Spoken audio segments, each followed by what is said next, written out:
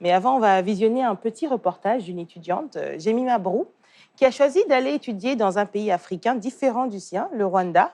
On l'écoute et on revient tout de suite après. Je suis venue au Rwanda à cause de l'université dont j'étudie, qui est l'African Leadership University. D'abord, la vision de l'école m'a beaucoup plu, qui est la vision de l'école qui était de former plus de 3 millions de leaders africains. Donc déjà, ça m'a motivée. Et aussi le Rwanda particulièrement à cause de l'histoire que le Rwanda a connue, de comment après le génocide qu'ils ont connu en 1994, le Rwanda a su se relever et a su devenir ce beau pays qu'on voit aujourd'hui, sécurisé, propre et dont tout le monde a envie de voir, une très belle vue. Donc ça m'a beaucoup motivée. J'ai beaucoup aimé venir au Rwanda. Pour moi, l'intégration n'a pas été vraiment très compliquée parce que déjà avant de venir, il y avait déjà des amis ivoiriens qui étaient déjà ici au Rwanda. Donc j'étais en contact avec eux depuis la Côte d'Ivoire. Donc ils m'ont un peu briefé sur comment le Rwanda fonctionne et tout et tout. Mais aussi quand je suis arrivée, il y a des choses que j'ai découvertes. D'abord, la première réalité à laquelle j'ai été confrontée, c'est au niveau du climat. Parce que moi, je viens d'un pays où il fait très chaud.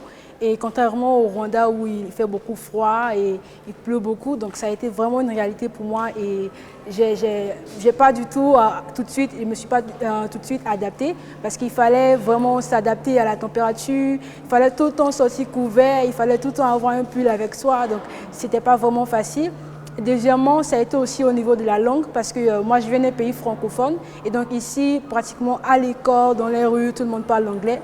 Et moi, je n'avais pas vraiment un bon niveau en anglais dans mon pays, donc ça a été un peu difficile.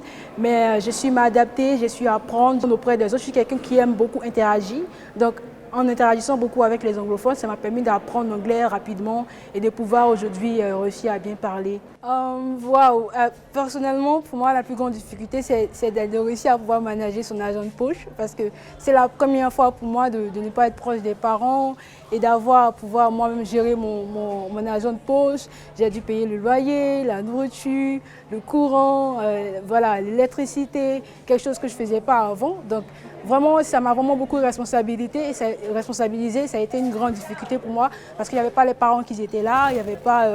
voilà. Et déjà, pratiquement au milieu du mois, je me retrouvais à ce que l'argent de poche était déjà fini. Il fallait encore appeler les parents. Donc, vraiment, au niveau de la gestion financière, ça a été vraiment très difficile comme réalité pour moi, la difficulté.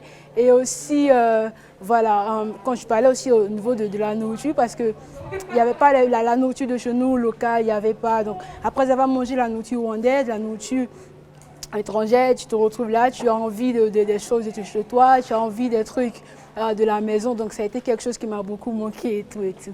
Voilà.